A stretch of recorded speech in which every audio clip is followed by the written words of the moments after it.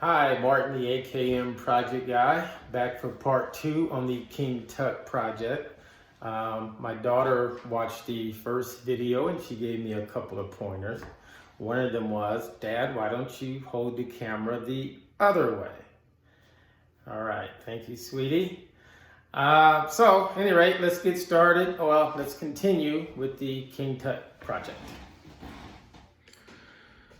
Okay, so now I'm ready to start working on the back portion of the headdress. And in order to do that, I need to define this line as to where the upper portion is going to meet the top of the base. So in order to do that, I've been removing more material, just looking at photos, trying to eyeball it to get it look right. I think I'm a little bit off here. We might have to add some material back. But before I worry about that, I'm just gonna go ahead and try and make this upper portion look right.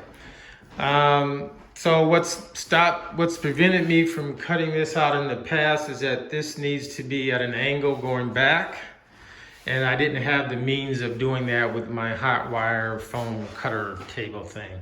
So I made some modifications. I can cut that back at an angle. Keep in mind, this plane right here represents that panel, and as you can see where it intersects the top of the sculpture, there's still a little rise in elevation before you make that curvature on the way down. So if I cut this perpendicular to the surface, that wouldn't be good. So I need to cut it up at an angle so that I can adjust and be able to compensate for that little rise that there is in the sculpture here. So what I've done is I went back to my larger pattern and I cut out an edge and I lined it up so we can get the facial line for this panel.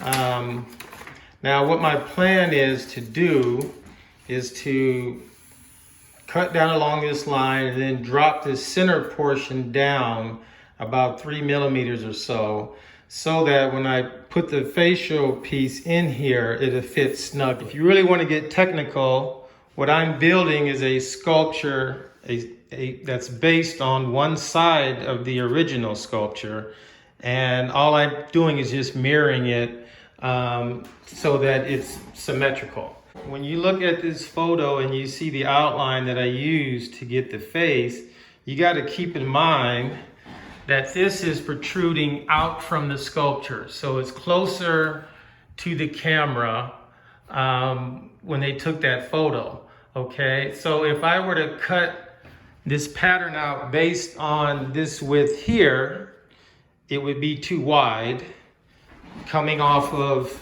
this, because typically in the back of someone's neck, behind the ear, it's not as wide as it is out here on the face.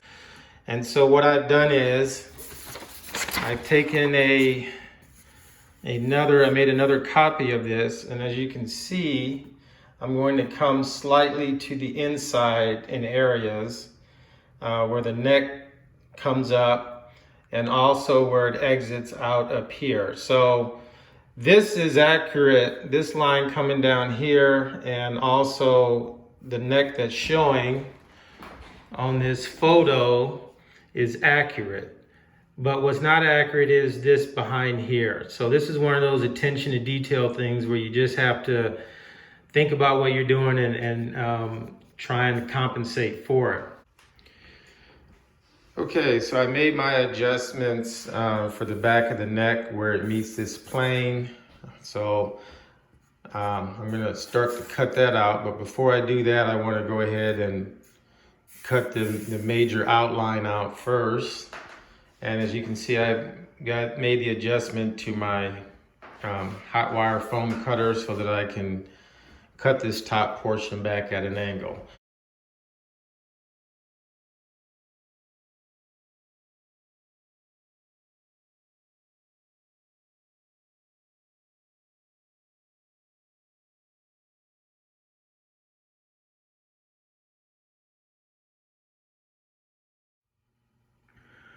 Okay, so now I've trimmed down the panel, and there is that rise in elevation I was talking about, the angle.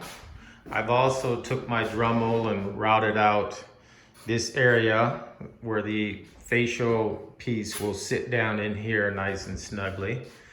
And I've also temporarily attached it very lightly onto the base so that I can figure out how to finish the back part of the headdress here. Okay, the plan is to take panels and glue them together along the back side of this. We'll need 10, of course, to match to get the right width that we want. So now I have to figure out how to add those panels on there and get the shape that I desire. So in order to do that, I went back to my original projection drawing, and now I've added this upper portion. And I think I'm a little off. So my original panel was this line, and this dotted line represents probably where we are now. So I'm going to put this in the computer, blow it up to scale, and then we'll have this as an outline to use to cut the panels out.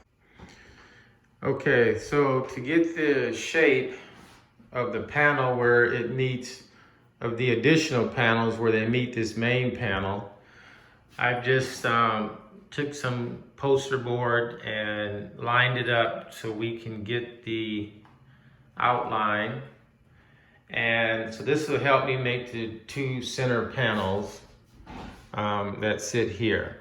So I'll make this cut first, and then I will try to marry this shape up to the panel after I cut it so that we know that it'll sit up here smoothly, and then we'll try and marry that up to where I can get the outline of the shape. But before I do that, I need to go ahead and finish determining the boundary here. Okay, so now I have identified where the upper part of the headdress meets the base. I've defined this line as it comes around to the back. And so now that's going to require me to adjust each one of the panels that I'm going to place in here. But not only each panel, but each side of the panel. So as you see here, I've added tape to make up the shape since I finalized that line. And that works on that side of the panel, but it doesn't work on the other side because there's already been a little change of adjustment. So for each panel, I have to adjust it for the right side and the left side. Okay, so I've taken my drawing and I blew it up, as you can see here, to scale. And then I took this portion here and married it up with my cutout panel and got it to line up pretty good. I went a little bit large just to make sure. Better to be larger and cut down than to be too short and have to add material. But so I have my first panel, and so I need to continue to do this and fill in all those panels. Okay, so this side, this line here, I come up with simply by looking at photos of the sculpture and trying to match it from different angles to hopefully get as close as I can. And then once I'm satisfied with that, the trick becomes transferring this side over to this side. So one of the ways I'm able to do that, and that's where these vertical lines come in very handy, is that I just line this up, tape it down, line it up on the line here, copy out the curve, and then just flip it over to the other side tape it down and then trace that line. So that's a good way of getting that relatively close to matching the other side.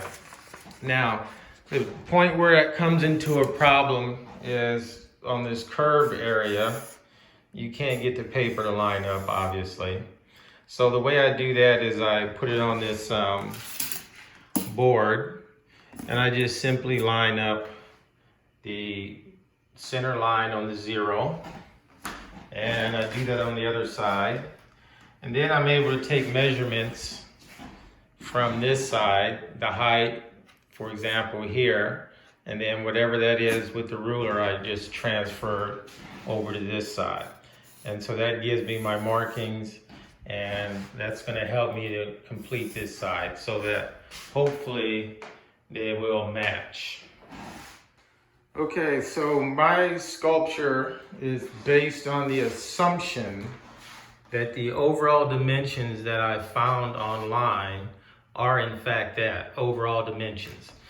So the depth is 19 inches overall, and what I have to assume is that they got that from measuring the tip of the beard to the back part of the headdress, tail, and that's where they got that 19 inches. If that is accurate, and I hope it is because that's what I set my sculpture up on, is this side panel is 19 inches, and by the time I add the tail, the tail part of the headdress in, and also the face, the beard should terminate, the tip of the beard should terminate somewhere right in here. So this is laid out based on that, and so I can look at the drawings and try and match that as closely as possible. If that is accurate, we should be fine. Now, if they took those measurements from different places, which I have no way of knowing, then we might be off a little bit and we might have to make some adjustments. Okay, so now I'm going to work on this side of the upper part of the headdress. And we're going to line up panels to come down here and work along this groove. And we're also going to make them oversized because we can always cut it down later. Okay, as you can see, I've cut out my first panel.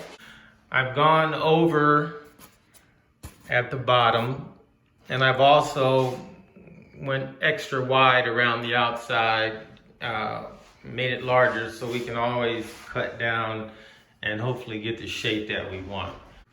Okay, so I finished cutting the panels, and as you can see, they're way oversized.